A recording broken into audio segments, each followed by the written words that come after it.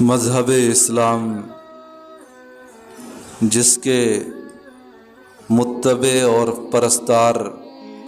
اللہ تعالیٰ کے فضل و کرم سے ہم سب ہیں، یہ مذہب اسلام سراسر رحمت ہے، قیامت تک آنے والی انسانیت کے حق میں۔ مذہب اسلام وہ مذہب ہے جو بلا تفریق مذہب و ملت سب کے ساتھ عدل کا، انصاف کا ہمیں حکم دیتا ہے۔ یہ وہ پاکیزہ مذہب ہے جو امیر اور غریب، کالے اور گورے، عربی اور عجمی میں فرق نہیں کرتا، سب کو ایک نظر سے دیکھتا ہے۔ اسلام میں اونچا مقام اس کا ہے جو سب سے زیادہ متقی ہو، سب سے زیادہ پرہیزگار ہو۔ قرآن میں فرمایا گیا، ان اکرمکم عند اللہ اتقاکم، اللہ تعالیٰ کے یہاں سب سے زیادہ تم میں باعزت وہ ہے جو تم میں سب سے زیادہ تقوی والا ہے۔ تو اللہ تعالیٰ کے یہاں فضیلت کا معیار تقوی ہے، پرہیزگاری ہے، اللہ کے حکموں کے مطابق چلنا ہے، ورنہ کالا ہونا، گورا ہونا، امیر ہونا، غریب ہونا، عربی ہونا، عجمی ہونا، شہری ہونا، دیہاتی ہونا، یہ فضیلت کا معیار ہرگز نہیں ہے۔ جو لوگ کالے اور گورے کی بنیاد پر آپس میں ایک دوسرے کو ترجیح دیتے ہیں، ایک دوسرے سے بڑھ چڑھ کر بتاتے ہیں، یا پیشے کی بنیاد پر، کاروبار کی بنیاد پر ایک دوسرے پر ترجیح دیتے ہیں، تو یہ دراصل اسلام کی روح کے خلاف کرتے ہیں، اسلام کے حکم کے خلاف کرتے ہیں۔ مذہب اسلام سراپا رحمت ہے، انسان تو انسان، جانوروں تک کے ساتھ رحم کرنے کا، عدل کرنے کا اس مذہب میں حکم دیا گیا ہے۔ جانوروں تک کی توہین کرنے سے،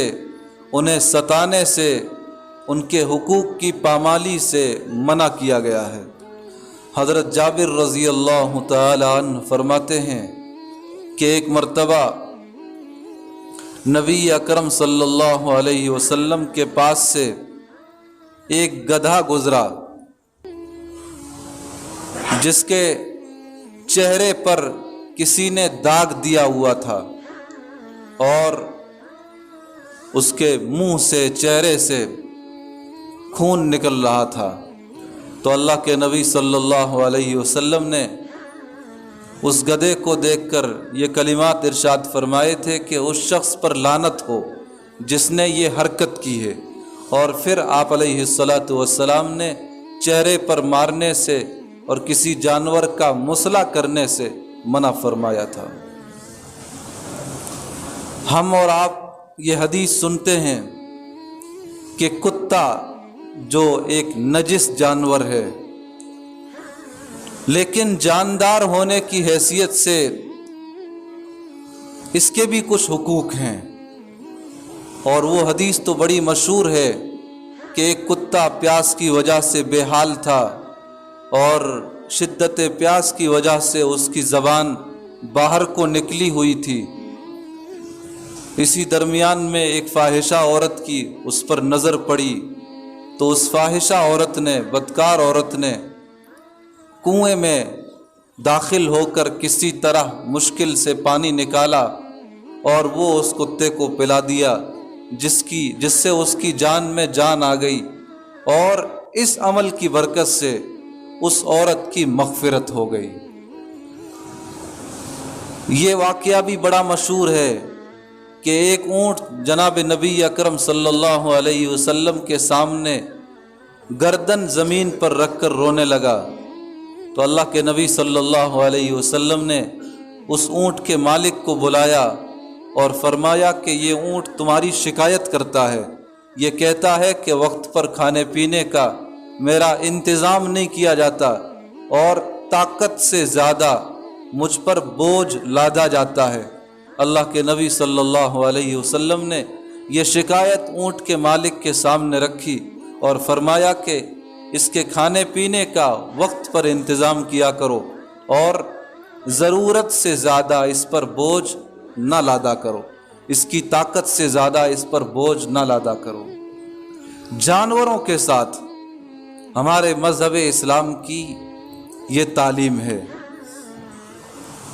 جو مذہب جانوروں کے ساتھ اس قدر رحمت کا، شفقت کا، ان کے حقوق کی ادائیگی کا اپنے ماننے والوں کو حکم دیتا ہو، ظاہر ہے کہ وہ انسانوں کے ساتھ رحمت کا، شفقت کا، محبت کا کتنا زیادہ حکم دیتا ہے، اس چیز کو کتنا زیادہ درجہ دیتا ہے۔ اللہ کے نبی صلی اللہ علیہ وسلم کی سیرت طیبہ کو جب ہم پڑھتے ہیں، سنتے ہیں، تو اس طرح کے بے شمار واقعات نگاہوں کے سامنے سے گزرتے ہیں کہ اللہ کے نبی صلی اللہ علیہ وسلم نے معاشرے کے دبے کچلے، مظلوم اور غربت زدہ لوگوں کی دل کھول کر مدد فرمائی ہے۔ اور اس چیز میں اللہ کے نبی صلی اللہ علیہ وسلم نے اپنوں کا اور غیروں کا بھی فرق نہیں کیا۔ جو ضرورت مند اور جو سوالی جس وقت اللہ کے نبی صلی اللہ علیہ وسلم کے یہاں آ گیا اور اس نے دستے سوال دراز کر دیا، اللہ کے نبی صلی اللہ علیہ وسلم نے اس کی مدد فرمائی۔ اگر اپنے پاس ہوا تو وہ پیش کیا، اور اگر اپنے پاس نہ ہوا تو اپنے صحابہ کو اس طرف توجہ دلائی اور صحابہ کے ذریعے سے اس کی ضرورت پوری فرمائی۔ مسجد نبوی میں اللہ کے نبی صلی اللہ علیہ وسلم کے یہاں وقت بے وقت اپنے اور بیگانے کتنے آتے تھے، اور ان کا قیام تام نبی اکرم صلی اللہ علیہ وسلم فرماتے تھے۔ یہ مہینہ رمضان المبارک کا مہینہ ہے۔ اس مہینے کو حدیث شریف میں غم خاری کا مہینہ بھی فرمایا گیا ہے کہ لوگوں کا غم بانٹا جائے، پریشان حال لوگوں کی خبرگیری کی جائے، یہ باقاعدہ حدیث میں ہے۔ اس لیے ہمیں لوگوں کے کام آنے کی اپنی روش کو ویسے تو عام دنوں میں بھی برقرار رکھنا ہے، لیکن رمضان المبارک میں یہ کام اور زیادہ اہتمام کے ساتھ کرنا ہے۔ کتنے ہمارے بھائی ایسے ہیں جو ہماری مدد کے سخت محتاج ہیں، اور ان کی مدد کرنے کی طرف زیادہ تر توجہ بھی نہیں جاتی۔ معاشرے کے ایسے افراد میں وہ ہمارے مسلمان قیدی بھی ہیں جو قید و بند کی زندگی سے گزر رہے ہیں۔ جیل میں اور قید میں بہت سے لوگ ایسے زندگی گزار رہے ہوتے ہیں جن کا کوئی جرم نہیں ہوتا، جن کا کوئی قصور نہیں ہوتا، جرم بے گناہی میں یوں ہی وہ سال ہا سال جیلوں میں گزار دیتے ہیں۔ ایسے لوگوں کی خبر لینا یہ بھی ہماری ذمہ داری ہے، اور اللہ کے نبی صلی اللہ علیہ وسلم نے اس چیز کی طرف ہمیں توجہ دلائی ہے۔ ایک حدیث میں اللہ کے نبی صلی اللہ علیہ وسلم نے یہاں تک ارشاد فرمایا کہ جو آدمی اپنے کسی مسلمان قیدی کو غیروں کے یہاں سے فدیہ دے کر، رقم دے کر چھڑا لے تو میں ہی وہ قیدی ہوں۔ یعنی کسی مسلمان کا بے گناہ قید ہونے کو اللہ کے نبی صلی اللہ علیہ وسلم نے ایک طرح سے اپنا قید ہونا ارشاد فرمایا، اور ایسے بے گناہ قیدی کو چھڑانے کے لیے اپنی طرف سے کوشش کرنا، اس کو اللہ کے نبی صلی اللہ علیہ وسلم نے اپنے چھڑانے سے تعبیر فرمایا، گویا وہ اللہ کے نبی صلی اللہ علیہ وسلم کو چھڑا رہا۔ یہ فضیلت کم نہیں ہے۔ اگر غور کیا جائے تو اللہ کے نبی صلی اللہ علیہ وسلم کا یہ مختصر سا فرمان ہماری آنکھیں کھول دینے کے لیے کافی ہے۔ جیلوں میں، ہمارے اس صوبے میں اور پوری دنیا میں، ملک بھر میں کتنے ایسے قیدی ہیں، صرف اپنوں کی بات نہیں، دوسرے مذاہب سے تعلق رکھنے والے بھی، جو بے گناہ جیلوں میں برسوں گزار دیتے ہیں اور ان کا کوئی پرسان حال نہیں ہوتا۔ بہت سے قیدی تو ایسے ہیں جن کا کوئی مقدمہ تک لڑنے والا نہیں ہوتا، جن کی کوئی ضمانت تک لینے والا نہیں ہوتا، اور صرف اسی بنیاد پر وہ برس ہا برس جیلوں میں گزار دیتے ہیں۔ ان کی جوانی کا قیمتی زمانہ یوں ہی ضائع چلا جاتا ہے۔ اللہ کے نبی صلی اللہ علیہ وسلم نے یہ کام خود بھی فرمایا ہے۔ قیدیوں کو قید خانوں سے، قید خانوں کی اس زمانے میں جو بھی صورت رہی ہوگی، قیدیوں کو چھڑایا ہے اور اپنے صحابہ کو اس جانب توجہ دلائی ہے اور اس کے فضائل ارشاد فرمائے ہیں۔ اور اللہ کے نبی صلی اللہ علیہ وسلم کی تعلیمات کے مطابق حضرات صحابہ نے یہ کام کیا ہے۔ روایات میں آتا ہے کہ بدر کے موقع پر جب کئی لوگ قیدی بن کر نبی اکرم صلی اللہ علیہ وسلم کے یہاں لائے گئے تو حضرات صحابہ نے ان کے ساتھ بڑے اچھے اخلاق کا مظاہرہ فرمایا۔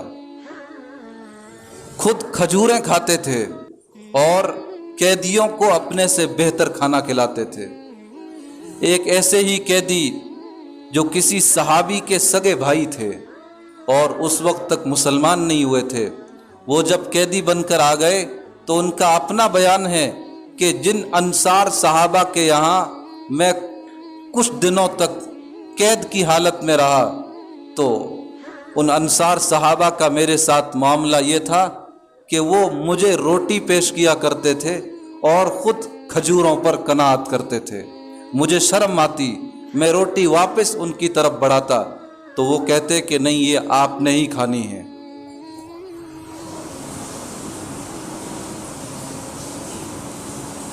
حضرت عمر بن خطاب رضی اللہ تعالی عنہ فرمایا کرتے تھے کہ میری وجہ سے کسی ایک قیدی کو نجات مل جائے، چھٹکارا مل جائے، یہ کام مجھے پورے جزیرۃ العرب کے مل جانے سے زیادہ اچھا ہے، زیادہ مرغوب ہے، زیادہ پسند ہے۔ حضرت عمر بن عبدالعزیز رحمۃ اللہ علیہ جو مشہور تابعی گزرے ہیں، حضرت عمر بن خطاب کی اولاد میں ہیں۔ انہوں نے اپنے زمانے میں، جس زمانے میں وہ حاکم تھے، بادشاہ تھے، قسطنطنیہ میں، روم میں جو مسلمان قید تھے ان کے نام خط لکھا۔ اب اس خط میں انہوں نے جو باتیں کہی وہ ہمارے سننے سے تعلق رکھتی ہیں۔ سب سے پہلی بات تو انہوں نے اس خط میں یہ لکھی تھی کہ اے میرے مسلمان قیدیوں، تم اپنے آپ کو قیدی سمجھتے ہو، ایسا نہیں ہے۔ تم صرف قید میں نہیں ہو، تم قید میں رہتے ہوئے اللہ کے راستے میں ہو، کیونکہ بے گناہ ہو، مجرم نہیں ہو۔ دنیا کی طاقتوں نے ظلم کر کے تمہیں پھنسایا ہوا ہے، اس لیے تم وہاں رہتے ہوئے اللہ کے راستے میں ہو، اس لیے تمہیں مایوس ہونے کی ضرورت نہیں۔ اور پھر آگے فرمایا کہ تم اپنے گھر والوں کی طرف سے بے فکر رہو، تم یہ نہ سمجھو کہ ہم قید میں ہیں تو ہمارے بوڑھے ماں باپ کی کون پوچھ رہا ہوگا، ان کی کون خبرگیری کر رہا ہوگا، ان کی کون مدد کر رہا ہوگا، بیماری میں، دکھوں میں ان کے پاس کون جا رہا ہوگا، ان کے بڑھاپے کا کون سہارا بن رہا ہوگا، تمہیں فکر کرنے کی ضرورت نہیں ہے۔ عمر بن عبدالعزیز جب مال خرچ کرتا ہے بیت المال سے رعایا پر، لوگوں پر، تو عام لوگوں سے زیادہ تم جو قیدی ہو، تمہارے والدین پر، تمہارے اعزاء اقربا پر عام لوگوں کے مقابلے میں زیادہ خرچ کرتا ہوں اور اچھا خرچ کرتا ہوں۔ اور پھر یہ بھی فرمایا کہ میں تم سب کے نام اپنے ایک قاصد کے ذریعے 5 درہم بھیج رہا ہوں تاکہ تم اپنی ضرورتیں پوری کر سکو۔ وہ تو مجھے روم کے لوگوں پر، وہاں کے ظالم بادشاہ پر بھروسہ نہیں ہے، مجھے ڈر ہے کہ وہاں پہنچنے والی رقم کو وہ ہڑپ کر لے گا۔ اگر یہ ڈر نہ ہوتا تو میں اور زیادہ تمہیں رقم بھیجتا، لیکن اس ڈر کے باوجود، اس خطرے کے باوجود میں ہر قیدی کے حساب سے 5 درہم تمہیں بھیج رہا ہوں تاکہ تم اپنی ضرورتیں جیل میں رہتے ہوئے پوری کر سکو۔ اور آخر میں لکھا کہ میں نے وہاں کے بادشاہ سے یہ معاہدہ کر لیا ہے کہ تمہاری منہ مانگی قیمت تمہیں دی جائے گی۔ ان قیدیوں کی رہائی کے بدلے میں، ان کو چھوڑنے کے بدلے میں وہ ظالم بادشاہ جو قیمت طے کر دے گا، میں نے اس سے وعدہ کر لیا ہے کہ منہ مانگی قیمت تمہیں ادا کی جائے گی، لیکن ہمارے قیدیوں کو تمہیں چھوڑنا ہوگا۔ اس بادشاہ نے یہ معاہدہ منظور کر لیا ہے، اس لیے تم خوش ہو جاؤ اور دوسروں کو بھی خوشخبری سنا دو کہ چند دنوں کے بعد تم سب اپنے گھروں کو واپس لوٹ جاؤ گے۔ یہ نبی صلی اللہ علیہ وسلم کا اور حضرات صحابہ کا، تابعین کا، تبع تابعین کا قیدیوں کے ساتھ حسن سلوک تھا، اور یہ کوئی چھوٹی موٹی بات نہیں ہے۔ خود قرآن کریم میں اللہ تعالیٰ نے جہاں جنت میں جانے والوں کا ذکر فرمایا ہے، جنت میں جانے والوں کی کچھ نشانیاں بتائی ہیں کہ یہ نشانیاں، یہ عادتیں، یہ صفات جن لوگوں میں ہوگی وہ جنت میں جائیں گے۔ ایسے لوگوں کا ذکر فرماتے ہوئے قرآن کہتا ہے وَيُطْعِمُونَ الطَّعَامَ عَلَىٰ حُبِّهِ مِسْكِينًا وَيَتِيمًا وَأَسِيرًا۔ جنت میں جانے والے لوگوں کی ایک بڑی پہچان یہ ہے کہ وہ کھانا کھلاتے ہیں اللہ کی محبت میں، اللہ کی رضا کی خاطر، یتیموں کو، محتاجوں کو اور قیدیوں کو۔ اللہ تعالیٰ نے اہل جنت کی صفات میں ان لوگوں کا ذکر فرمایا ہے جو اللہ کی محبت میں قیدیوں کا خیال رکھتے ہیں اور انہیں کھانا کھلاتے ہیں، انہیں پینے کا سامان پہنچاتے ہیں، اور کھانے اور پینے کے علاوہ ان کی جو دیگر واجبی ضروریات ہیں انہیں پورا کرتے ہیں۔ اس لیے مسلمان ہونے کی حیثیت سے یہ ہم سب کی ذمہ داری بنتی ہے کہ ہم قیدیوں کے ہر موقع پر کام آئیں۔ اللہ تعالیٰ نے مالی اعتبار سے جیسی قوت بخشی ہو، مضبوطی بخشی ہو، اس اعتبار سے آدمی کو قیدیوں کی ہیلپ کرنی چاہیے۔ کسی کی پوزیشن اچھی ہو تو اسے تو ان کا مقدمہ تک لڑنا چاہیے۔ آج ہمارے ملک میں جمعیت علماء، اللہ تعالیٰ جمعیت علماء کی اور اس کے اکابر کی حفاظت فرمائے، وہ سپریم کورٹ میں اور ملک کی مختلف عدالتوں میں، کئی صوبوں کی، وہاں کی ہائی کورٹ میں کروڑوں اربوں کی رقم لگا کر مسلمان قیدیوں کے اور غیر مسلم قیدیوں کے مقدمات لڑ رہی ہے۔ کئی ایسے مسلمان اور غیر مسلم قیدی کہ ہائی کورٹ سے جن کے لیے پھانسی کی سزا کا اعلان ہو گیا تھا، فیصلہ ہو گیا تھا، جمعیت علماء نے اور اس کے اکابر نے ہائی کورٹ کے اس فیصلے کو سپریم کورٹ میں چیلنج کیا، اور سپریم کورٹ میں پہنچنے کے بعد لاکھوں کروڑوں کی دولت خرچ کر دینے کے بعد اللہ تعالیٰ نے انہیں باعزت وہاں سے رہائی دلوائی، قید سے بھی رہائی ملی اور پھانسی جیسے سخت حکم سے بھی انہیں رہائی ملی۔ تو اللہ تعالیٰ کا فضل ہے، اس کا کرم ہے کہ قیدیوں کے تعاون کا، ان کی رہائی کا یہ کام سلسلہ در سلسلہ چلا آ رہا ہے، اور آج بھی ہمارے اکابر علماء ہر جگہ یہ فکر لیے ہوئے ہیں۔ پچھلے سال لاک ڈاؤن میں جب ہمارے مرکز تبلیغ نظام الدین کے کئی ساتھیوں کو ناجائز طور پر ملک کی مختلف جیلوں میں ڈال دیا گیا، تو آپ نے یقیناً یہ پڑھا ہوگا، سنا ہوگا کہ جمعیت علماء نے ایسے ہزاروں تبلیغی بھائیوں کا کیس اپنے خرچ پر لڑا، اور اللہ کے فضل سے جمعیت علماء کو بہت بڑی حد تک اس میں کامیابی ملی، اور تبلیغی جماعت سے تعلق رکھنے والے وہ احباب جو اس ملک کے بھی تھے اور دوسرے ممالک سے بھی تعلق رکھتے تھے، جمعیت علماء کی کوششوں سے وہ جیلوں سے نکلے ہیں اور اپنے اپنے ملکوں میں، اپنے اپنے صوبوں میں، اپنے اپنے مقامات پر پہنچے۔ ہمارے اس شہر لدھیانہ کی جیل میں اس وقت 120 یا 25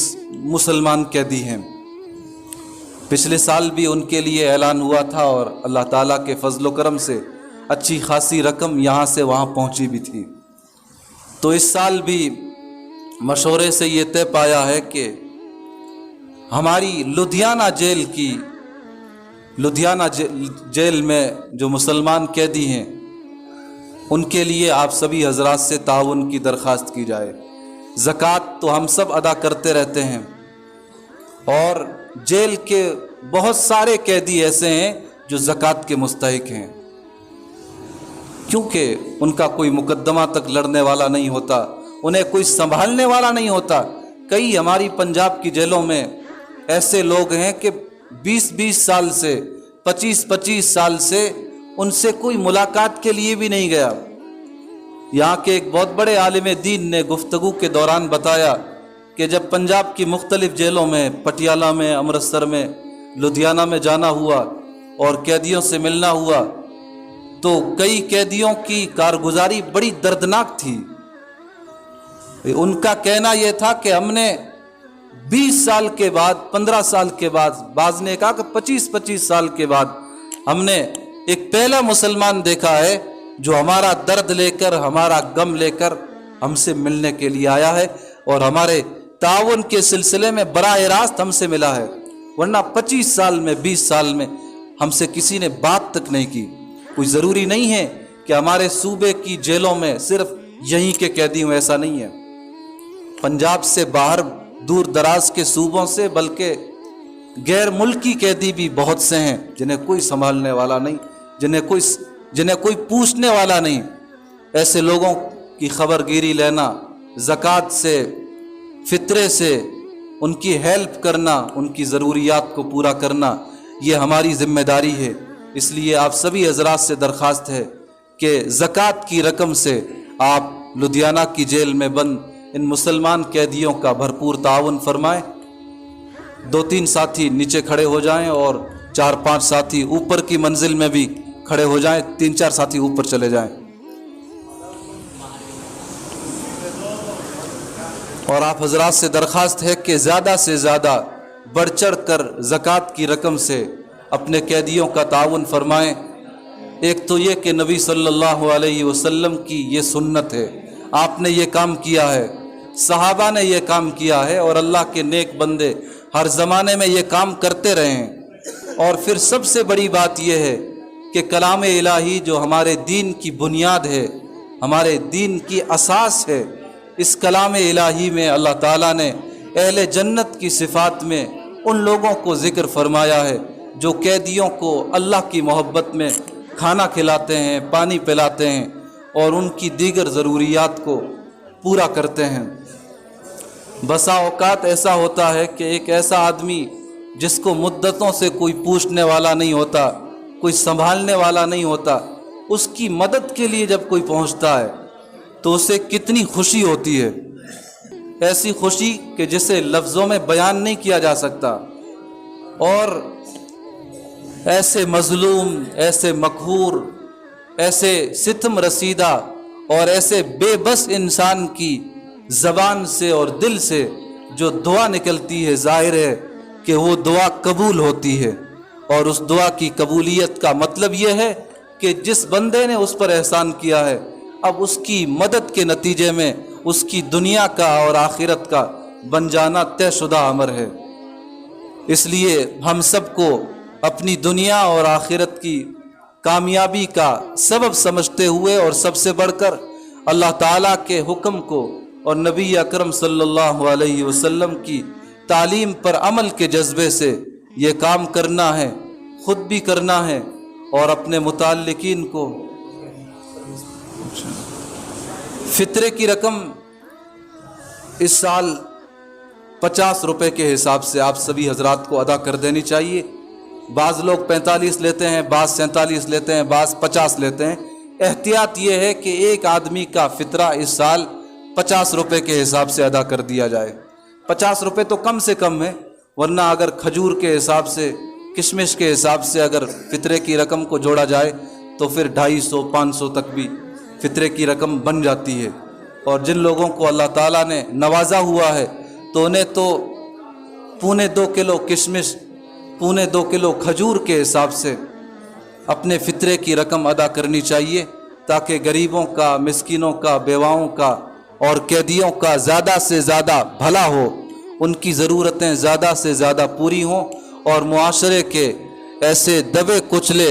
اور ستم رسیدہ لوگوں کی ہمیں زیادہ سے زیادہ دعائیں حاصل ہوں، اور ان کی دعاؤں کے نتیجے میں اللہ تعالی ہماری اس دنیا کو بھی کامیاب بنا دے، ہماری قبر کی زندگی بھی بن جائے، اور حشر میں ہمیں وہ کچھ ملے جس کا ہم اس دنیا میں رہتے ہوئے تصور بھی نہیں کر سکتے۔ اللہ تعالی آج قیدیوں کی نسبت پر قرآن کریم کی روشنی میں، احادیث نبویہ علی صاحبہ الصلاۃ والسلام کی روشنی میں، تابعین اور تبع تابعین کے واقعات کی روشنی میں جو کچھ عرض کیا گیا ہے، ہم سب کو کہنے اور سننے سے زیادہ عمل کرنے کی توفیق عطا فرمائے، کیونکہ کسی چیز پر عمل کرنا یہی اس چیز کا اصل حاصل ہے۔ صرف سن لینا، کہہ لینا کافی نہیں ہے۔ فضیلت اس وقت حاصل ہوتی ہے جب وہ چیز عمل میں آ جائے۔ اس لیے قیدیوں کے تعاون پر جو فضیلتیں ہیں قرآن میں اور حدیث میں، یہ ہمیں جب حاصل ہوگی جب ہم اس کام کو استقامت کے ساتھ کرنے والے بنیں گے اور صرف اللہ کی رضا کے لیے کرنے والے بنیں گے۔ اللہ تعالی ہم سب کو خلوص دل کے ساتھ اپنے معاشرے کے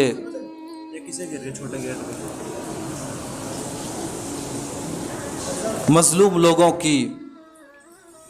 حاجت مند لوگوں کی، قیدیوں کی دل کھول کر مدد کرنے کی توفیق عطا فرمائے، اور اللہ تعالی ہمیں زیادہ سے زیادہ لوگوں کو اس جانب توجہ دلاتے رہنے کی توفیق عطا فرمائے۔ وآخر دعوانا ان الحمد للہ رب العالمین۔